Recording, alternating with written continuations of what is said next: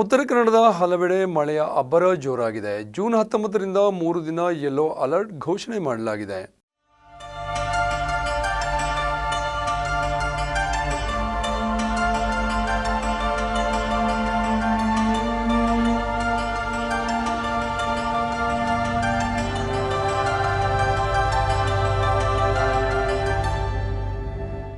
ಉತ್ತರ ಕನ್ನಡದ ಹಲವೆಡೆ ಮಳೆಯ ಅಬ್ಬರ ಜೋರಾಗಿದ್ದು ಮುಂಜಾನೆಯಿಂದಲೇ ಕುಮಟಾ ತಾಲೂಕಿನಾದ್ಯಂತ ಭಾರೀ ಮಳೆಯಾಗಿದೆ. ಮೋಡ ಕವಿದ ವಾತಾವರಣ, ಅತಿಯಾದ ಬಿಸಿಲು ಹೀಗೆ ಏರುಪೇರು ವಾತಾವರಣದ ಮಧ್ಯೆ ಇಂದು ಮಳೆರಾಯನು ಅಬ್ಬರಿಸಿದ್ದಾನೆ. ಅತಿಯಾದ ತಾಪಮಾನದಿಂದ ಕಂಗೆಟ್ಟಿದ್ದ ಸಾರ್ವಜನಿಕರು ತಂಪಿನ ವಾತಾವರಣದಿಂದಾಗಿ ನಿಟ್ಟುಸಿರು ಬಿಟ್ಟಿದ್ದಾರೆ. ಕರಾವಳಿ ಜಿಲ್ಲೆಗಳಾದ ದಕ್ಷಿಣ ಕನ್ನಡ, ಉಡುಪಿ, ಉತ್ತರ ಕನ್ನಡ ಜಿಲ್ಲೆಗಳಿಗೆ ಜೂನ್ 9ರಿಂದ 3 ದಿನ ಹಳದಿ ಎಚ್ಚರಿಕೆ ನೀಡಲಾಗಿದೆ.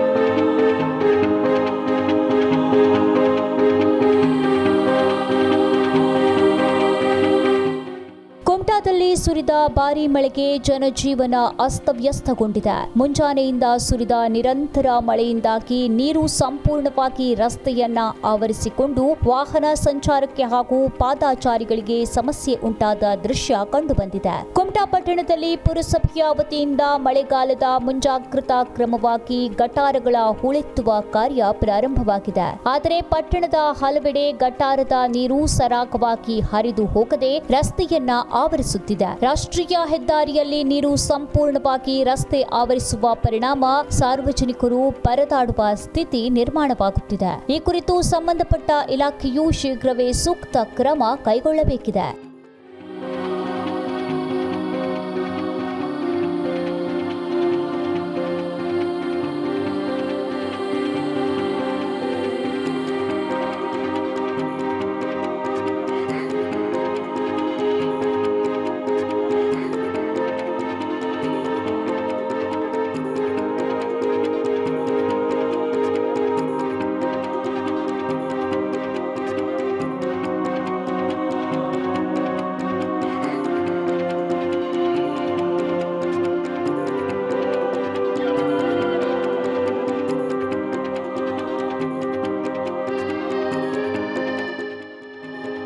ವಿಸ್ಮಯ ನ್ಯೂಸ್, ಯೋಗೇಶ್ ಮಡಿವಾಳ್, ಕುಮಟಾ.